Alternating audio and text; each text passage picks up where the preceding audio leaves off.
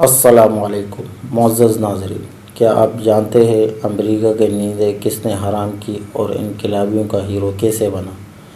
چلیے آئیے ہم آپ کو بتاتے ہیں۔ چے گویرا ارجنٹائن کے انقلابی لیڈر تھے۔ چے ان کی عرفیت تھی۔ وہ 14 جون 1928 کو ارجنٹائن میں پیدا ہوئے۔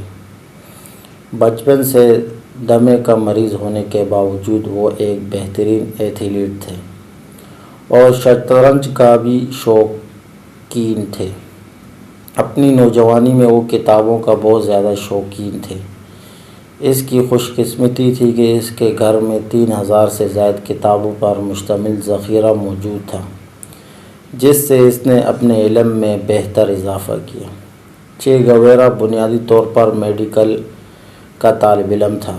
تعلیمی کیریئر کے دوران ہی اس کے اندر سیاحت کا شوق پیدا ہوا اور 1950 سے لے کر 1953 تک اس نے جنوبی امریکہ کو 3 بار اپنی سیاحت کا مرکز بنایا، جس میں پہلے 1950 میں اس نے سائیکل پر تنہا 4500 کلومیٹر کا سفر براعظم کے جنوب سے شمال کی جانب طے کیا۔ پھر دوسرا سفر اس نے 1951 میں موٹر سائیکل پر طے کیا، جو تقریباً دگنا لمبا یعنی 8000 کلومیٹر تھا۔ تقریباً تیسرا سفر اس نے 1953 میں کیا۔ تینوں بار اس نے متعدد ممالک جیسے Chile, Peru, Ecuador, Colombia, Venezuela, Panama, Brazil, Bolivia اور کیوبا کراس کیے۔ اس سفر کو موٹر سائیکل جرنی کے نام سے یاد کیا جاتا ہے، جس پر کئی کتابیں اور خود اس کی یادداشتیں چھپ چکی ہیں اور ایک فلم بھی بن چکی ہے اسی نام سے۔ اس سفر کے دوران چے کے مشاہدے میں جہاں بے پناہ اضافہ ہوا، وہیں جب وہ دیہاتوں اور چھوٹے چھوٹے شہروں اور قصبوں سے گزرا تو وہاں کے رہنے والے باشندوں کے حالت راز غربت اور بھوک اور بیماریوں نے اس کی آنکھیں کھول دی۔ وہ غریبوں کے لیے بہت حساس دل رکھتا تھا اور اس مشاہدے سے اس نتیجے پر پہنچا کہ تقریباً تمام جنوبی امریکہ اس وقت کٹ پتلی حکمرانوں کے زیر تسلط ہے اور ان کے آڑ میں سرمایہ داری نظام یہاں جڑ پکڑ رہا ہے، جس کے پیچھے کوئی اور نہیں بلکہ امریکہ خود ہے۔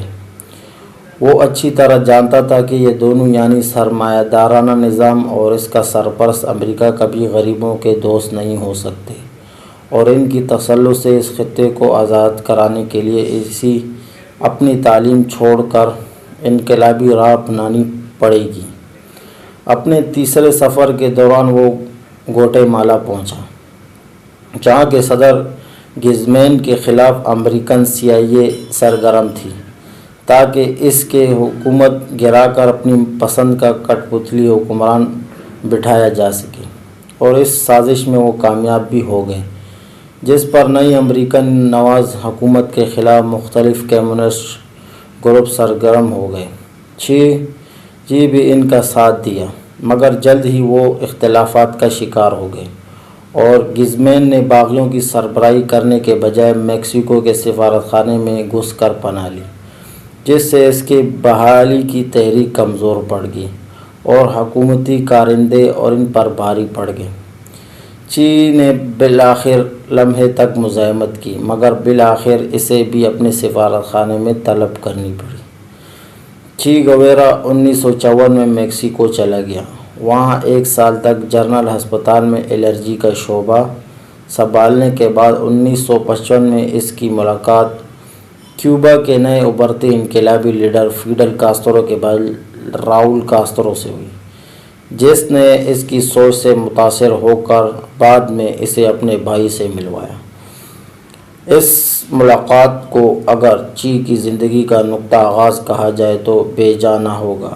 دونوں نے متضاد شخصیت ہونے کے باوجود ایک دوسرے کو کافی متاثر کیا اور چے نے کاسترو کی تحریک میں شمولیت اختیار کر لی۔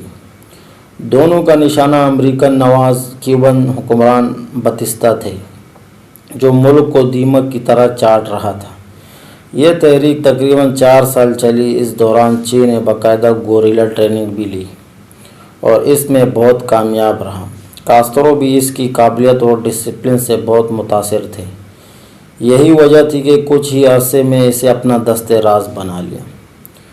چی گویرا، جسے انقلابیوں کی بدولت ہی وہ وقت دور نہ رہا جب 1959 کی پہلی صبح کٹ پتلی حکمران ملک چھوڑ کر فرار ہونے پر مجبور ہو گئے۔ انقلابیوں کی حکومت آئی تو انہیں کئی مسائل کا سامنا کرنا پڑا۔ چی کو صنعت خزانے کی وزارتیں دی گئی، مگر انقلابی جدوجہد کے مقابلے میں اصلاحات کا کام نہایت دشوار ثابت ہوا، خصوصاً جب امریکہ بہادر ان کے گرد گھیرا تنگ کر رہا تھا اور طرح طرح کی معاشی پابندیاں عائد کر رہا تھا۔ اس دوران چی نے کافی کوشش کی، کئی ممالک کے دورے کیے اور بڑے بڑے مگرمچھوں سے زمینیں چھین کر غریبوں میں تقسیم کی، مگر ان اصلاحات کی خاطر خواہ نتائج نہیں نکل سکے اور اسے پس پردہ جانا پڑا۔ یہی وقت تھا جب اس کے اندر پھر انقلابی باغی نے سر اٹھایا اور اس نے ان معاشی مغزماریوں میں سر کھپانے کے بجائے کانگو کا انتخاب کیا، جہاں ایک اور امریکی کٹ پتلی حکومت کے خلاف تحریک چلنے لگی تھی۔ چے گویرا 1965 کی شروعات میں جمہوریہ کانگو پہنچے۔ اس کے ساتھ اس کے درجن بھر وفادار ساتھی بھی تھے۔ یہاں اس کے آنے کا مقصد یہاں تحریک چلانے والوں کو اپنا تجربہ منتقل کرنا اور ان کے ساتھ مل کر جدوجہد کرنا تھی، مگر ابتدائی میں اسے مایوس ہونا پڑا۔ یہ کیوبا نہیں تھا جہاں انقلابی پرعزم اور ڈسپلن کے پابند تھے، جبکہ عوام بھی ان کے لیے اچھے جذبات رکھتی تھی۔ کانگو میں تحریک تو شروع تھی، مگر لوگوں میں وہ ڈسپلن اور جذبہ موجود نہیں تھا جو کسی تحریک کی کامیابی کے لیے ضروری ہوتا ہے۔ اس کے علاوہ اسے یہاں کی زبانیں بھی نہیں آتی تھیں، جس کی وجہ سے اپنے خیالات اور منصوبوں پر دوسرے لیڈروں کے ساتھ اظہار خیال کرنے میں اسے مترجم کی خدمات لینی پڑتی تھی، جبکہ CIA بھی اسی علاقے میں پوری طرح سرگرم تھی، جو اپنے جدید مواصلاتی آلات کی مدد سے ان کے اکثر پلان پہلے سے جان لیتی تھی۔ چی وہاں تقریباً 7 مہینے رہے اور آخر میں بیمار پڑ گئے۔ وہ مقامی گوریلا لیڈروں کی نااہلی اور عوام کے انقلاب میں غیر دلچسپی سے حد درجہ مایوس ہو گئے۔ اگرچہ وہ آخری دم تک وہاں رہ کر لڑنا چاہتے تھے، مگر کاسترو کے خصوصی پیغاموں نے اسے وہاں سے نکلنے پر مجبور کیا۔ صحت بہتر ہوتے ہی چی نے اگلی سرگرمی کے لیے بولیویا کا انتخاب کیا، جہاں ایک اور امریکن نواز حکومت عوام کا خون چوس رہی تھی۔ وہ 1966 کے آخر میں بولیویا پہنچے اور ایک پہاڑی علاقے میں تقریباً 50 ساتھیوں کی مدد سے تحریک شروع کی، اور شروعات میں سے کافی اچھی کامیابی ملی اور کئی جھڑپوں میں بولیوین آرمی کو شدید نقصان پہنچایا، جو بعد میں اس کی موت کا اصل سبب بنا، کیونکہ اس نے انہیں کافی ذک پہنچائی تھی۔ مگر یہاں وہ جو پلان لے کر پہنچے تھے، ان میں کئی باتیں اس کی توقعات کے برخلاف تھی۔ ان میں سے ایک عوامی سپورٹ کی توقع تھی، جو کانگو کی طرح یہاں بھی نہ ہونے کے برابر تھی، بلکہ یہاں تو عوام میں سے اکثر ہی حکومت کے مخبر تھے۔ دوسرے، اسے یہ توقع تھی کہ صرف بولیوین آرمی سے مقابلہ ہے، مگر یہاں آ کے اسے پتہ چلا کہ امریکہ یہاں بھی پوری طرح موجود ہے اور اسے بولیوین آرمی کے ساتھ ساتھ امریکن کمانڈوز کا بھی مقابلہ کرنا ہوگا۔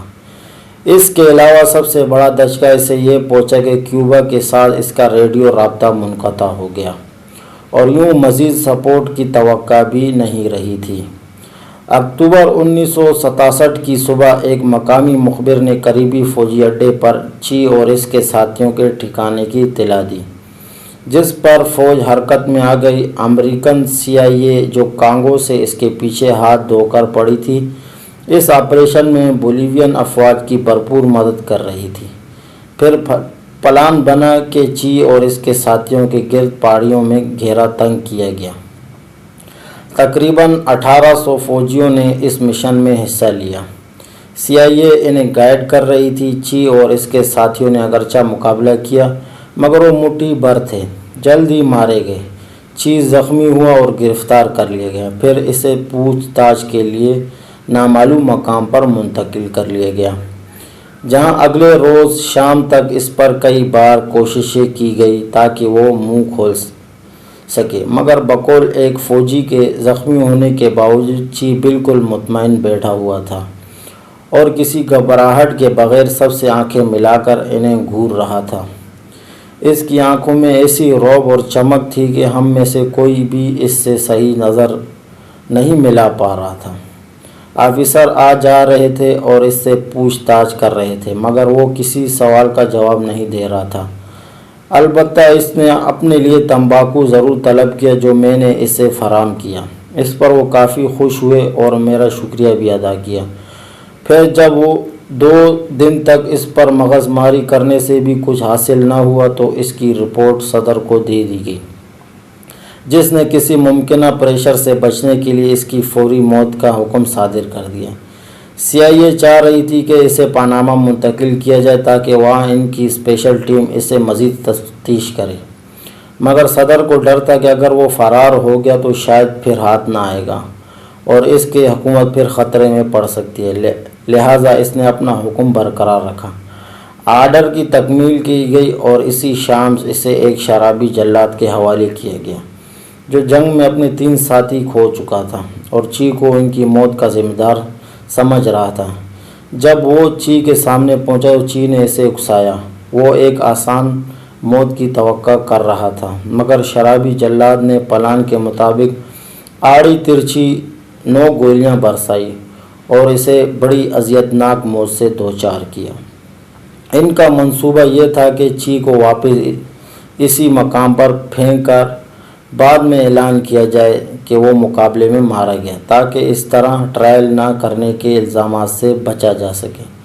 چی گویرا کو مرے کئی دہائیاں گزر چکی ہیں، مگر وہ ابھی تک لوگوں کے دلوں میں اپنے اصول، قابلیت، سرمایہ دارانہ نظام کے خلاف بغاوت اور انقلابی سوچ کی وجہ سے گھر گئے ہیں۔ اس کی مشہور تصویر 1960 میں کھینچی گئی، غالباً دنیا بھر میں سب سے زیادہ پرنٹ ہونے والی تصویر ہے، جو تقریباً ہر جگہ دکھائی دیتی ہے، خصوصاً ان ممالک میں جہاں انقلابی تحریکیں چل رہی ہیں۔ ایک غلط فہمی جو اس سلسلے میں پیدا ہوتی ہے وہ یہ کہ چی ہر باغی کا ہیرو ہے، جیسا کہ پچھلے برسوں جنوبی سوڈان میں دکھایا گیا تھا، جہاں علیحدگی پسند اس کی تصویر کے ساتھ نظر آئے تھے۔ یہ بات قابل غور ہے کہ علیحدگی پسند ملک کا بٹوارا کرتے ہیں اور انقلابی اپنے ملک سے نااہل حکمران کو ہٹنے کی تحریک چلاتے ہیں، اور چی کی زندگی کا محور یہی تحریکیں رہی ہیں۔ اس کی شخصیت آج بھی کیوبا میں ایک نیشنل ہیرو کی طرح ہی ہے، اگرچہ وہ وہاں کا باشندہ نہیں ہے، اور اپنے ملک ارجنٹائن میں بھی وہ کسی ہیرو کی طرح پڑھایا اور یاد کیا جاتا ہے۔ انہوں نے 2 کتابیں لکھی، گوریلا جنگ اور بولیویا کی ڈائری، ان کی تصانیف ہیں۔ اسی کے ساتھ آج کی ہماری ویڈیو مکمل ہوئی۔ مزید تاریخی ویڈیو دیکھنے کے لیے ہمارے چینل کو سبسکرائب